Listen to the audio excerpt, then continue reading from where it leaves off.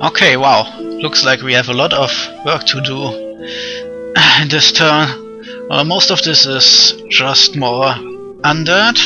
Then I have summoned a greater Deva. That should be number 1, 2, 3, 4 now, since one was double summoned. And I think before I... wait, what? Ah yes, Sauva. The 6 great Devas are divine demons and emanations of the destructive spirit. And Sauva is the Deva of oppression. Because of this, he kills people, but also creates order. He's also a level 4 priest. So I'm kind of torn on this guy. Since I'm not using blood, his 3 levels and blood magic is kind of wasted right now.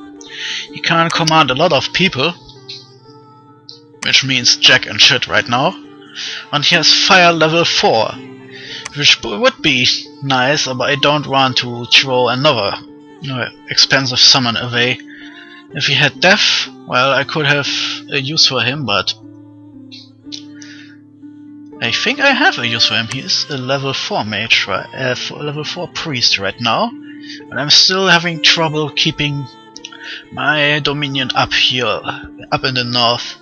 So let's let him preach. Level 4 priest. That should count for something. A level 4 priest can, on his own, drive up the dominion to level 8. That's the thing. Maximum level for a priest is always 2 times his level in priesthood. So for example, this one guy, if there is no one else spreading dominion against him, he can achieve dominion 4 white candles. This the guy can 8, and he counts at least as much as 4 level 1 priests. I think there's this weird calculation where a stronger priest is a lot more effective preaching enemy dominion away, I think. So level 4 should help us out, especially since I can't recruit any more priests anyway, thanks to Utter Dark erasing our income everywhere. So, well, kind of a mixed bag, that guy. There's still at least 2 left I can summon, but I don't know. Maybe I'll do it because we are still not finished with enchantment level 8. There's still 3 turns until we can summon liches. On the other hand, each of them cost 30 death gems, so it could be a smart idea to not summon anything for a couple turns, so I can summon several of them at the same time. Then there was a battle in Ulm. Remember, last turn we assaulted 3 castles at the same time, so Bogarus could only destroy 1 of my 3 armies. And Ulm wasn't. I just moved my undead up there, and some of them dropped dead, but I still have nearly 800 units there, and most of them will summon tons of undead in battle. Let's take a look at what happened exactly when I moved to Ulm. That's tons of shit. And here's the point defense, province defense. Yeah, I get a feeling there was tons of friendly fire. At least those guys are too weak to cause my super mages to spend gems on the more important spells I've scripted. Let's speed this up for a while. It's kind of funny, I'm summoning tons of skeletons, but because there are so many skeletons already there, I'm losing some of my own. And of course the skeletons summoned in battle won't be there anymore after the battle is over. On the other hand, in extreme I could lose most, if not all, of my army, and my death mages are strong enough to simply replace them with summons. As you can see, they are simply avoiding using my scripted spells like mad, instead raising more and more dead, even though Bulgar's soldiers are running like hell. Well, that was a short battle. Then there was a battle in the high ocean, even shorter, just me stomping some fish. And ooh, yeah, you see, I did already something here, because here I have Undines, underwater magic, Queen of the Lake, even more underwater magic, and mostly water elementals. That is kind of bad.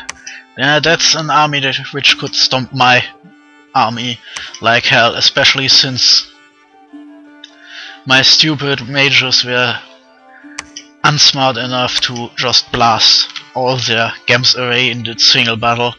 Now I have to look at it. Underwater magic. Somehow I have always bad luck underwater. So what are my mages doing? Yeah, for some reason they summon all their elementals. Well, at least it worked out. It was, of course, incredibly, stupidly overkill.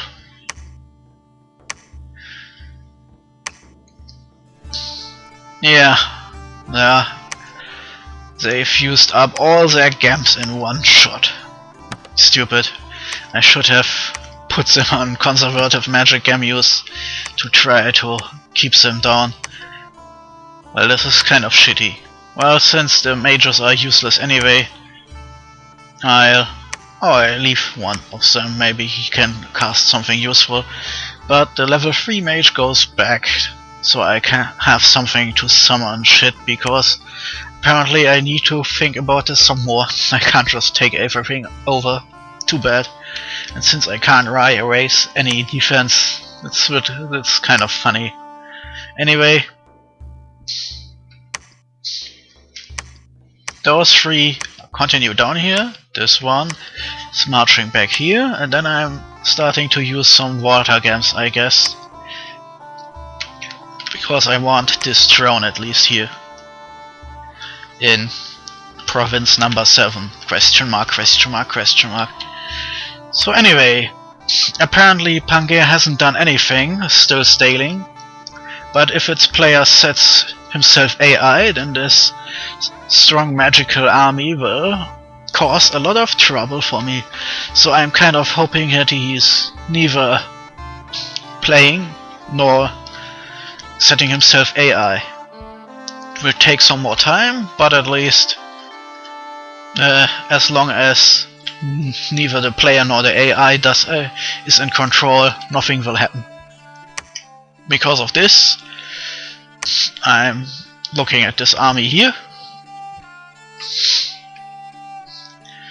Yes, if I leave the smallest and most useless one here, just in case, I can use most of the mages to back up the other armies, and then I will try to get here. It's a bit tricky since there are vampires and vampire lords here, but as long as Pangaea isn't doing anything, I can leave some dumb shithead here to continue the siege, and then tear down this temple, for example, and maybe take over some more provinces here, just to create some sort of psychological pressure, just in case the player comes back. I'm kind of hoping with both Gath and me eating him, he will take a look at his provinces and say something like, fuck that, and set himself AI. This would cause some trouble, but at least it would finally deal with this stupid staling. And it's still better than a human player actively fighting me. Anyway, then we took Oak Beach. It was a hard battle, We lost 10 of our mages. One of my monster units and some chaff, and he lost some chaff and a priest. This lich is now dead, but since he is immortal, he is immediately going back. Kind of shitty. Well, since I'm here right now, let's take a look at the battle. Oak Beach is now ours at least. Oh, that's nice. Apparently only the Cyclops without any magical crap died. The other is still there. And as you see, I'm trying out this new setting. How was it called? Very detailed battle log, just to see what happens. This is something new. I guess one of the patches has created this. Okay, that's a bit too intense. Let's take it back a notch. But it's nice to see what actually happens when enemy units try to stab each other. Missed, repelled, missed. Target lost an arm. Interesting. Interesting. Well, let's stay at normal. Again, the same thing. My flying units surround enemy cavalry and die while slowly attrition them to nothing. There are of course tons of undead, and a level 4 mage is kind of a hard enemy. But as you can also see, tons of stupid birds summoned by our stupid mages. So I guess even when if all my units should die, there are still tons of Black Hawks. Again, something funny. The Tartarian Cyclops, who will soon die, is trapped by all the units around him. While where's the other guy actually? I can't see him right now. The one with all the magic crap. Too bad I can't move the battle map around. I'm guessing he is standing here somewhere. The battle report said he didn't die. Oh, he is back here? What the hell? Well, he can't root.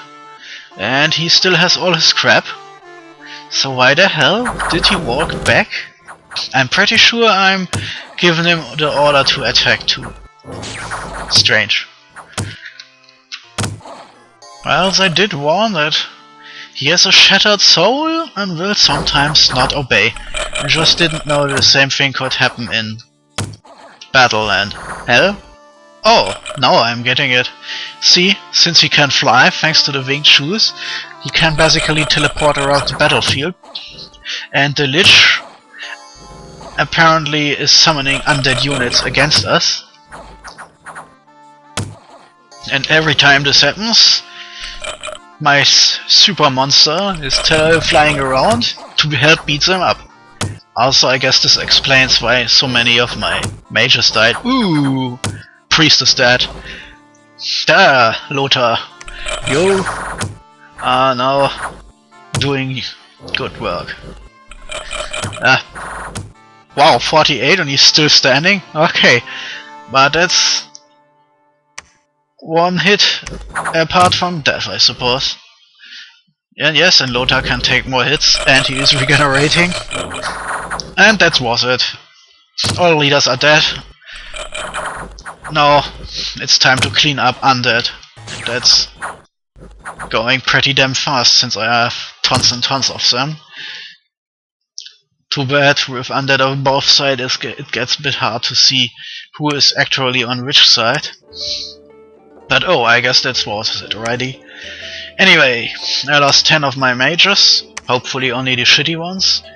Half of my storm guards, the shitty super monster, about a third to half of my iron crows, and a tiny fraction of my archers. On the other side, the Lich is... well, he's back to life again, shit. But don't worry, soon I will have my own. And Setika. Setika failed. My entire army got annihilated by the Golem casting Master and Slave. You've seen it already. And then the Battle of Deep Forest, where for some reason 2 of my mages dropped dead thanks to enemy vampires, and 6 enemy vampires died. But they are still immortal, and there's still enemy dominion. So I guess I could be alive, but since the game tells me they are dead, there is a chance that the enemy dominion in this case is the dominion of Gath. In which case the vampires would still be fucked, since it's not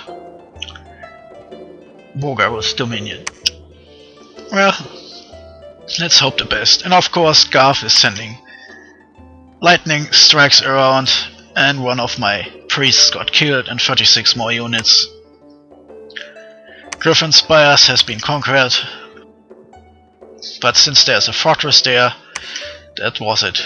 Yes, Ivy Kings, Dryads, and other nature shit is attacking me thanks to Gath's stupid dominion.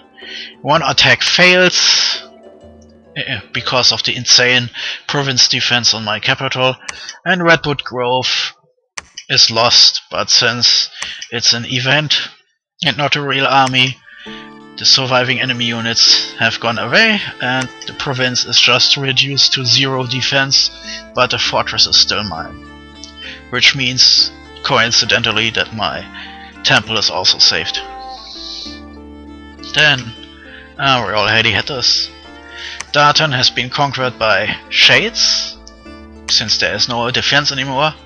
Unversed, on the other hand, wins. Let's take a short look, just so you can see those shadelings for a chance. And that was fast.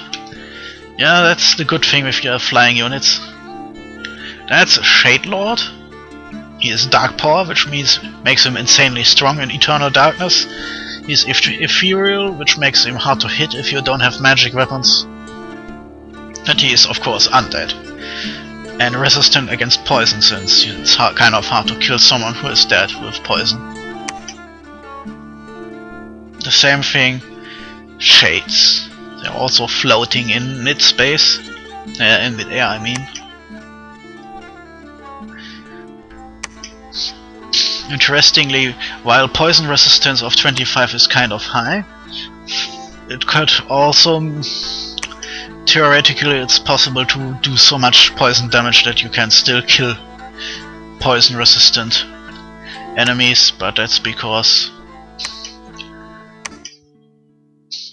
the resistance itself changed between Dominions 3 and 4. In 3 you could just pile on the resistance until you hit 100%, and then you were completely immune against that type of damage. In Dominions 4 it's just numbers, so if you somehow be able to, let's say, do 100 fire damage, then someone with something insane like 60 fire resistance still takes 30 points of damage. Or 40, sorry. Then, even in Nidia, Dominion loss, Unrest plus, 2 games found in Ibriskia and Oak Beach, more nature games. Then I got enemy scout von Bogarus, and my ally is still trying to find out what I'm doing, but sorry, province defense is not under my control. So my undead army has immediately breached the defenses of Ulm, but I have to be careful with my undead army because of the Master and Slave Golem thing. Setika is still... well, no, it isn't besieged, but since no one of us can hire any province defense, his defense is still 0, so the game pretends I'm still besieging it, even though I'm not really. And if he had money, he could still recruit. Redwood Grove, the same thing. The game thinks there is a siege ongoing, but in fact there is nothing happening here. Events and shit. Then upkeep was still too high, so 155 more useless kids have run away. Then I lost a shaman from disease and a harp seraph. Kind of shitty, but well, what can you do? Anyway, there's still some things to do. Luckily I already did the underwater stuff, so let's tile it out of here. My new undead priest will make the sloth from the enemy dominion go away and replace it with order. Or it's turmoil that goes away. This means more income, which means jack and shit, thanks to Utter Dark.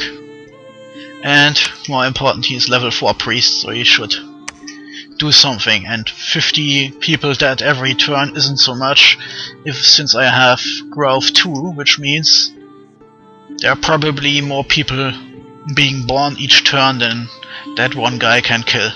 And even if not, it's basically... Oh! 130 unrest. Curious. Of course it's in a province where not much is happening. Border mountains, low income.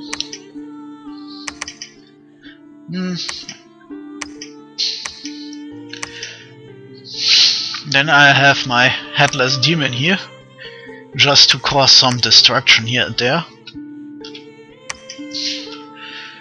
Let's get her closer. Ah, I can't still. Lamias and vampires could be interesting, since they can fly. But I hope they can get burned, and if I lose Tauvi, that's not that much. Sometimes flying is kind of wonky. 1 province, 2 province, 3... Oh, yes. Flying only follows the connection, so even it looks like 1, 2, or 3 I could fly here, but in truth the pathing is 1, 2, and then either here 3, 4,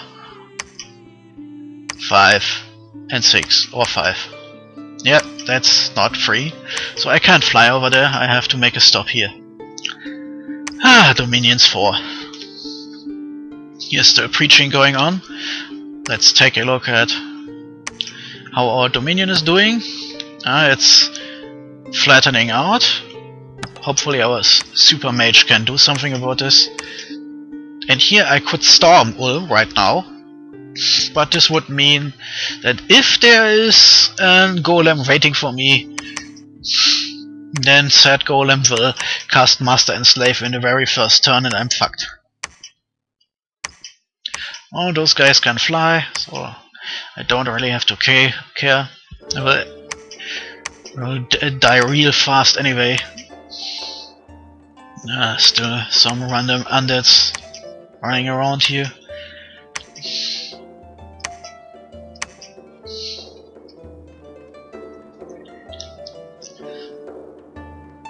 Okay.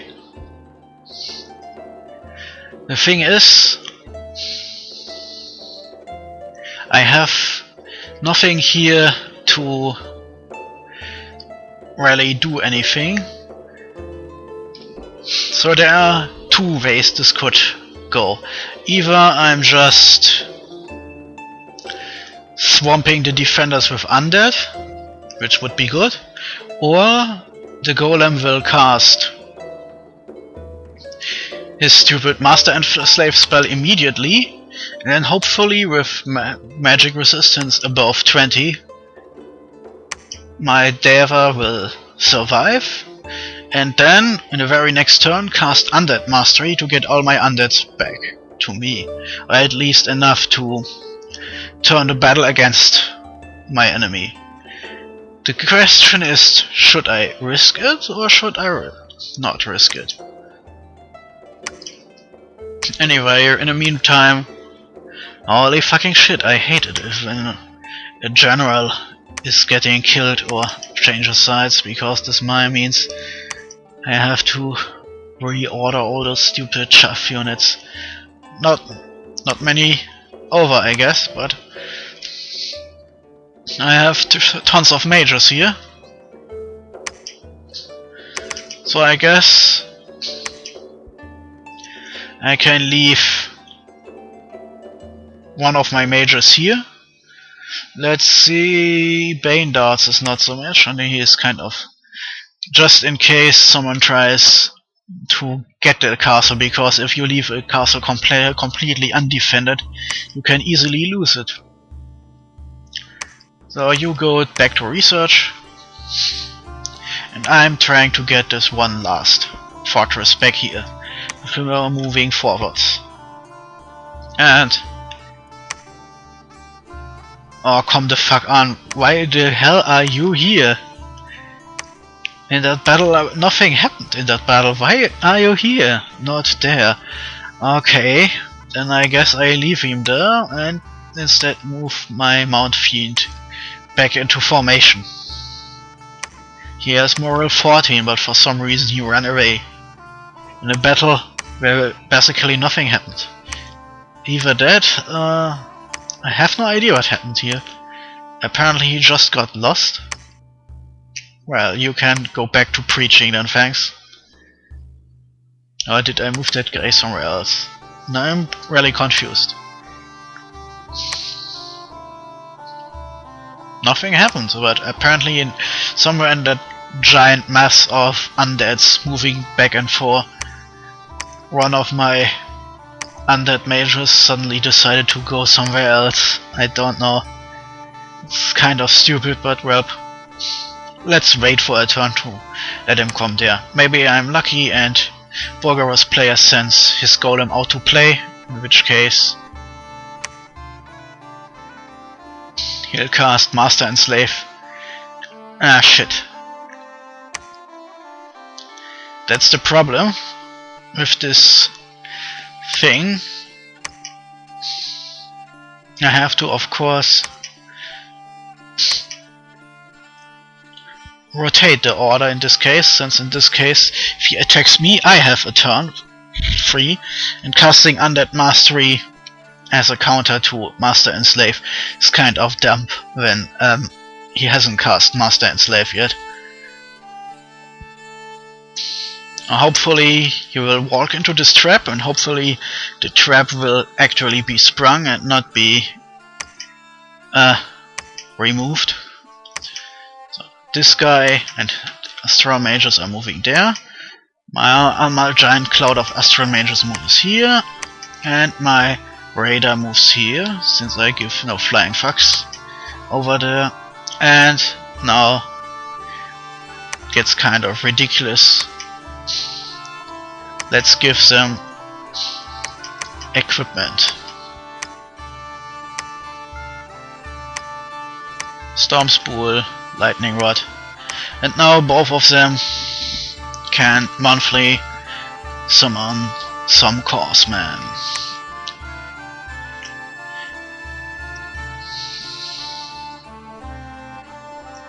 Okay, you... yes, you can. Now this gets slowly ridiculous over here. The question is... I'm guessing I'm saving up some death gems. This time I'm still getting 23 per turn. And I still have tons of air crap here. Any way to use that up? Nothing really useful. Could summon some more undead. Ghost Riders, why not? If my Pretender does this, then I'm getting...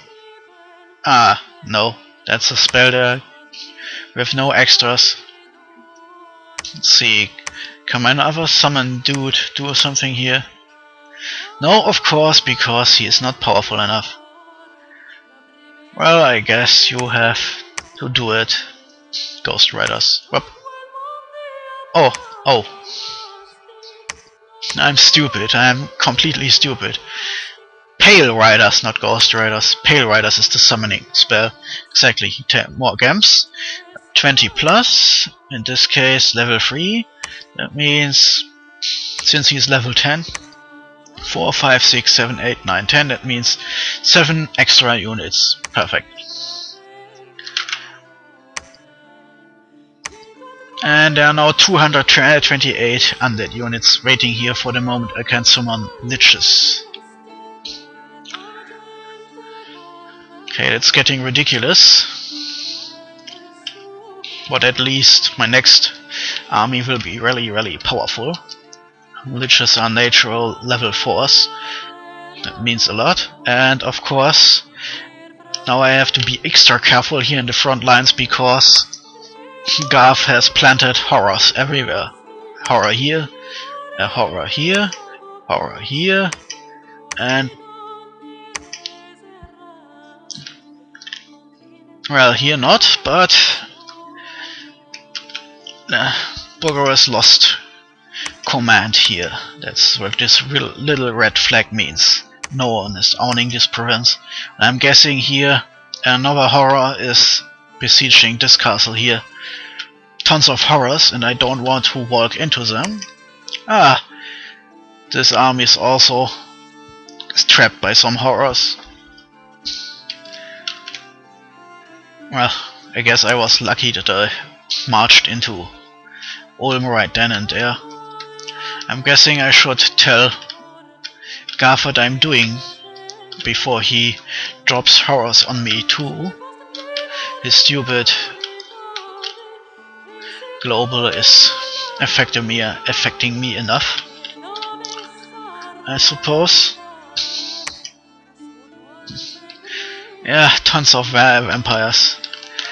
The funny thing is, I think I'm strong enough to destroy Bogarus, but I'm not sure I can at this point beat Gath. He's kind of running away with the game right now. Well, it seems I will end up second place. Huh. Of course, there's also Thrones. I need 25 points, and he has 9 points, and I have 4 points. If I can take over some of Pangaea's and Bogarus thrones, then I could run away, could snatch the victory away, but it doesn't look good since he has also some Mino thrones. Let's keep tally. 3, 6, 9, 10, 11, 12, 14, 13. And he needs 25. 6, 9, 12, 15, 18, 21, 22, 23, 24, 25. Yeah, that's most of them, I suppose. No way in hell. But let's make a good fight of this. Maybe I'm lucky and he is the one who gives up first, then I have a chance to win. And maybe I can snatch Pangaea's thrones away, who knows. But it's kind of funny. I have this giant empire stretching all the way across the map, but I have just 2 thrones, because by some stupid bad luck almost every region I conquered had no thrones, except for the region right next to my capital, where I could do nothing because I wasn't strong enough until Gath got there first, and Bogarus and then Gath, I guess. Anyway, that's enough for this turn. Not much to do here, except to continue onwards. So I'm finished this time. Ah, English bad. So, the Bluini signs out.